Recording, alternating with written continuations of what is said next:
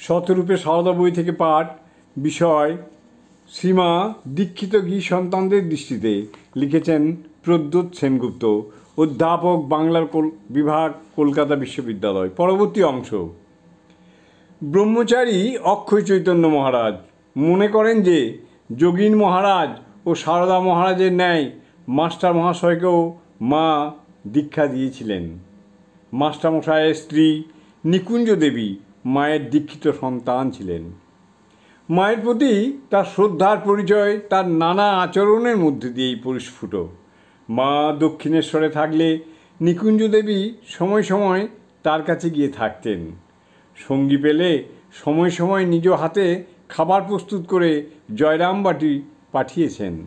ঠাকুরের দেহত্যাগের অব্যবহিত পরে 1886 সালে শ্রী মা যখন বৃন্দাবনে যান, তখন মাস্টার মহাশয় নিকুঞ্জ দেবীকেও তাঁর সঙ্গী হিসেবে সঙ্গে পাঠান।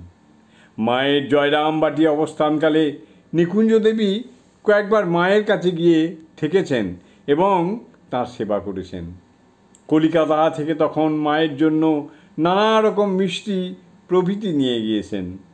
কলিকাতা থেকে জয়রামবাটির দিকে গেলে নিকুঞ্জ দেবী মাঝে মাঝে নানা রকম খাবার নিজে তৈরি করে পাঠাতেন। জয় মা।